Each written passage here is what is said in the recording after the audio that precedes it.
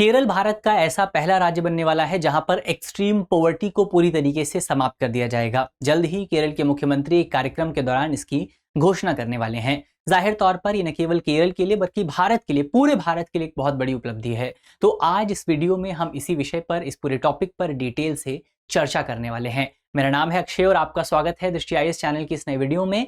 इसी नोट के साथ करते हैं अपनी वीडियो की शुरुआत और आप सबसे पहले देखते हैं कि हमारे सामने खबर क्या निकल करके आई है।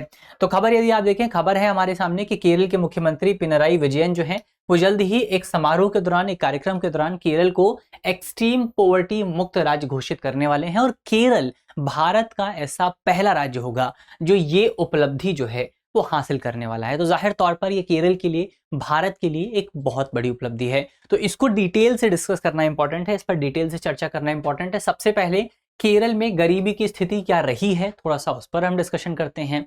तो 2021 में नीति आयोग की तरफ से एक रिपोर्ट जारी की गई थी, एक कुछ आकलन जो है वो जारी किया गया था, जिस आकलन में भारत में अलग अलग राज्यों में एक्सट्रीम पॉवर्टी की क्या सिचुएशन है उसको एनालाइज किया गया था। इसमें केरल के से रिलेटेड जो डेटा है वो डेटा भी शामिल किया गया था। अब केरल से रिलेटेड डेटा अगर आप देखें, इस डेटा में बताया गया था कि केरल में जो आपका एक्सट्रीम पॉवर्टी का रेट है वो देश के दूसरे हिस्सों की तुलना में सबसे कम है। केरल में एक्सट्रीम पॉवर्टी का जो रेट था वो मात्र 0.7% के आसपास था। अब केरल की सरकार ने ये जो अल्पसंख्यक आबादी है, इनकी बहुत छोटी जो आबादी है, इस आबादी तक पहुंचने के लिए, इस आबादी की जरूरतों को पूरा करने के लिए एक बहुत इंपॉर्टेंट भूमिका अदा की है। वो हम आगे देखेंगे केरल सरकार की तरफ से क्या क्या प्रयास किए गए हैं और इन्हीं प्रयासों का परिणाम है कि आज केरल जो है वो भारत का ऐसा पहला राज्य बनने वाला है जहां पर एक्सट्रीम पॉवर्टी को पूरी तरीके से समाप्त कर दिया गया है। तो अब सवाल ये उठता है कि आखिर केरल सरकार की तरफ से ऐसे क्या क्या प्रयास किए गए हैं जिन प्रयासों का ये परिणाम है कि आज केरल ने इतनी बड़ी उपलब्धि हासिल की है।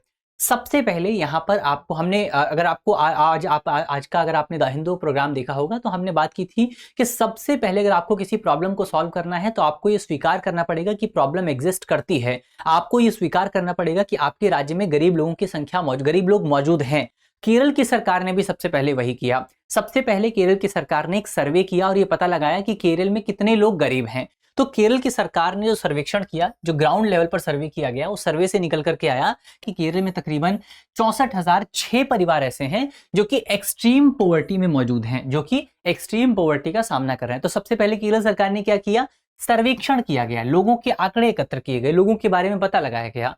और ये जो आंकड़े एकत्र किए गए, इसके लिए क्या बेस इस्तेमाल किया गया, किस आधार पर डिफाइन किया गया कोई परिवार एक्सट्रीम पॉवर्टी में मौजूद है।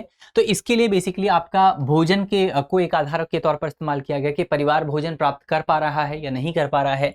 स्वास्थ्य को एक आधार के तौर पर इस्तेमाल किया गया कि क्या वो परिवार जो है उसके पास बेसिक हेल्थ सर्विसेज मौजूद हैं या नहीं मौजूद हैं। उसमें आजीविका को, क्या लाइवलीहुड के साधन मौजूद हैं, क्या उस परिवार के पास आवास की जो सुविधा है वो मौजूद है, क्या उसके पास घर मौजूद है। इन तमाम इंडिकेटर्स का इस्तेमाल करते हुए केरल सरकार ने कुछ परिवारों की पहचान की।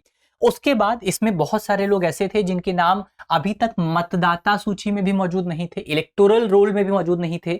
उनके नाम को इलेक्टोरल रोल में शामिल किया गया। जिनके पास आधार कार्ड, जिनके पास राशन कार्ड मौजूद नहीं था, उनको ये डॉक्यूमेंट्स प्रदान किए गए। तो सबसे पहले केरल सरकार ने क्या किया कि डॉक्यूमेंटेशन का काम किया गया कि लोगों के पास जो आवश्यक डॉक्यूमेंट हैं वो डॉक्यूमेंट मौजूद होने चाहिए, क्योंकि सरकार जो सुविधाएं प्रदान करती है वो सुविधाएं किसके माध्यम से मिलती हैं, ऐसे तो नहीं मिल जाती हैं, वो सुविधाएं मिलती हैं डॉक्यूमेंट के माध्यम से। तो केरल की सरकार ने सबसे पहले लोगों को डॉक्यूमेंट उपलब्ध कराए। पहला काम क्या किया गया, सबसे पहले सर्वेक्षण किया गया, फिर लोगों को डॉक्यूमेंट उपलब्ध कराए गए, फिर प्रत्येक परिवार की जो तत्कालिक और दीर्घकालिक आवश्यकताएं थी उसके लिए माइक्रो प्लान तैयार किया। अब ये चीज बहुत इंपॉर्टेंट है।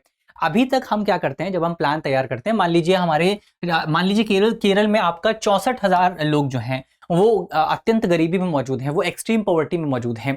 तो अब केरल, एक ऑप्शन ये था कि केरल की सरकार जो है वो सभी लोगों के लिए एक जैसा प्लान बना सकती थी, one size fit for all approach जो है वो अपनाई जा सकती थी। लेकिन केरल की सरकार ने ऐसा नहीं किया।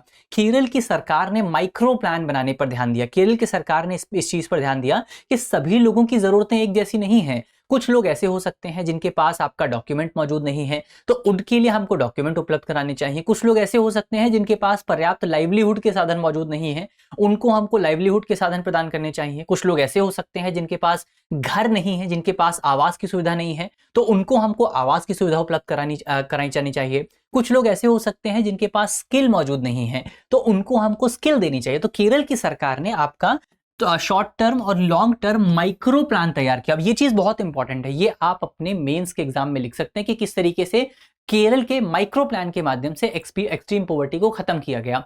तो केरल की सरकार ने माइक्रो प्लान तैयार किए। इन माइक्रो प्लान के तैयार के माध्यम से बहुत बड़ी उपलब्धियां भी हासिल हुई। जैसे केरल की सरकार ने तकरीबन 21,263 परिवार ऐसे थे जिनको आवश्यक दस्तावेज प्रदान किए गए। 3,913 परिवार ऐसे थे जिनको घर दिए गए। 1,338 परिवार ऐसे थे जिनको घर के लिए भूमि उपलब्ध कराई गई। 5,651 परिवार ऐसे थे जिनको घर की मरम्मत के लिए 2 लाख रुपए प्रदान किए गए। तो कुछ लोगों के पास घर मौजूद थे, लेकिन उनके घर की मरम्मत नहीं हुई थी, तो सरकार ने उनको मरम्मत के लिए पैसे उपलब्ध कराए। तो one size fit for all approach नहीं अपनाई गई, बल्कि सरकार ने अलग अलग लोगों की अलग अलग जरूरतों को ध्यान में रखते हुए अलग अलग तरीके से प्लान तैयार किए गए और यही सबसे इंपॉर्टेंट अप्रोच है अगर आपको किसी प्रॉब्लम को सॉल्व करना है। अब नीति आयोग की अब यहाँ पर हमने तमाम चीजें देख ली हैं।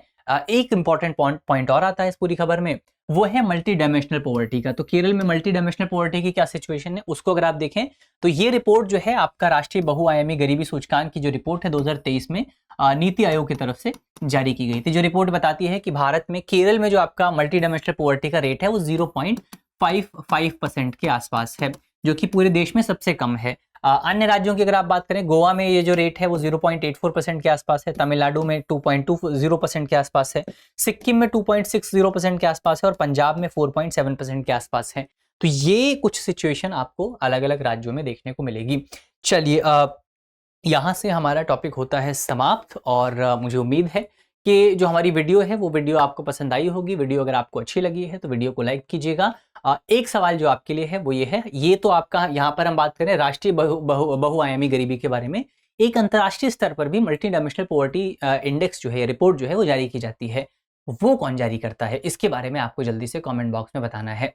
तो इसी नोट के साथ करते हैं आज की अपनी वीडियो को समाप्त। मुझे उम्मीद है वीडियो आपको पसंद आई होगी। वीडियो अगर अच्छी लगी है तो वीडियो को लाइक कीजिएगा, वीडियो को शेयर कीजिएगा अपने दोस्तों के साथ, अपने साथियों के साथ। मिलते हैं आपसे अगली वीडियो में, तब तक के लिए अपना ख्याल रखिए, ध्यान रखिए, पढ़ते रहिए। धन्यवाद। अब एग्जाम की तैयारी को और बेहतर करने के लिए हमारे चैनल को लाइक, शेयर और सब्सक्राइब करना ना भूलें।